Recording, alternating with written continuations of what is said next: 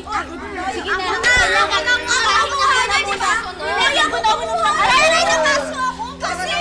Uy, matapon pa yan! Sige na nga dyan na tayo!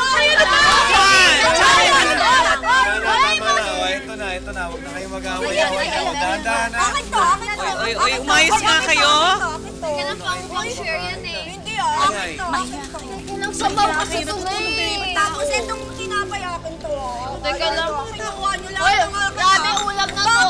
Ulam na to, pang-share na to. Janet, tama na. Pang-share na to. Mama, kasi tingnan mo, kinuha nila yung oras ko.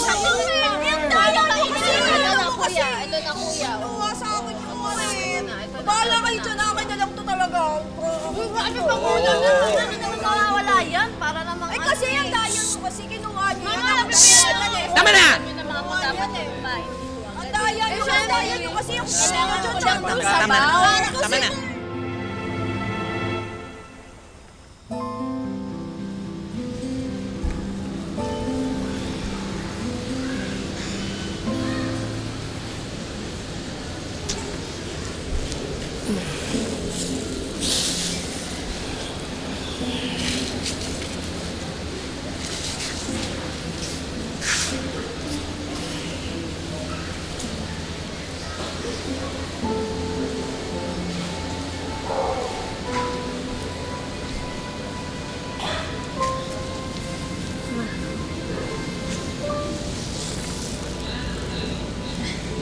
Tinapay para sa bunso kong malungkot.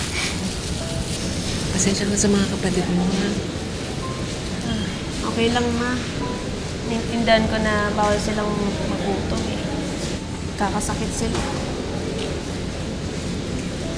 Ikaw ang bunso, pero hindi ka napapagod na umintindi sa mga kapatid mo.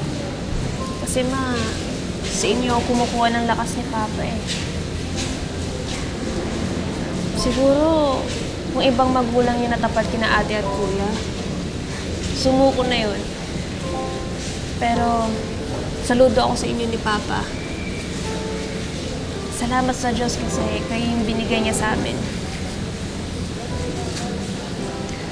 Salamat sa Diyos na kayo ang binigay sa amin. Hanggat kaya namin. Hanggang sa huling hininga, aalagaan namin kayo. Ma, pangako sa'yo, mag-aaral ako ng mabuti. Gagawin ko ang lahat para maiahon yung pamilya natin sa hirap. Dahil sa pagsisikap ni na Franklin at Lori, ay muli silang nakapagpatayo ng simpleng bahay.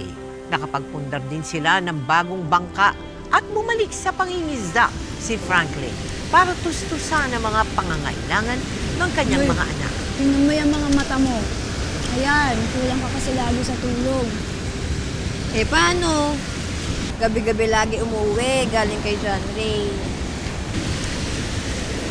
Sela, huwag mong abusuin yung binibigay sa yung tiwala ni na mama at papa, ha? Oo nga.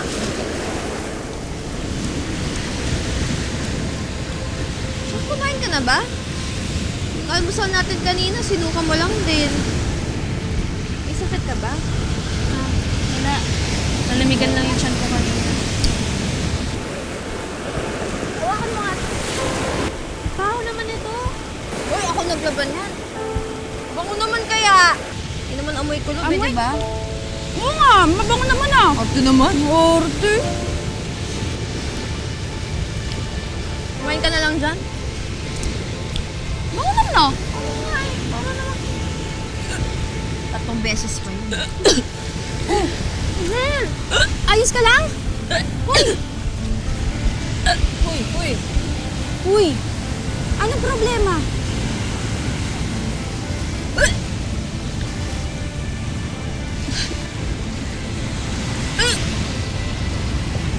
Rizel, tama ba yung hinala namin? Buntis ka?